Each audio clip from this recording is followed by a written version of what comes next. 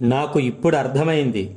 మా అమ్మ ఎందుకు అన్నిసార్లు నాన్న బ్రతికినంతకాలం ఓపిక వలన కన్ను మిన్ను కానరాక నోటి మాట చేతను, మనస్సు భావన చేతను, శరీర ప్రవర్తన చేతను అందరినీ దూరం చేసుకుంటాము. కనీసం నలుగురినైనా సంపాదించుకోకపోతే రేపటి రోజు పోయేటప్పుడు మన శవాన్ని మోయడానికి కూడా ఎవరూ రారు.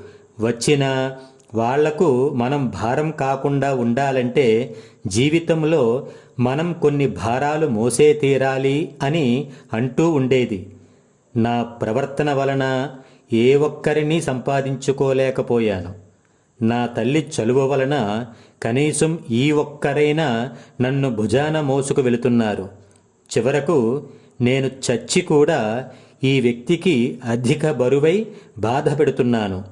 దయచేసి నాలా కాకుండా మీరైనా ధర్మమైన మీ పెద్దల మాటలు వినండి.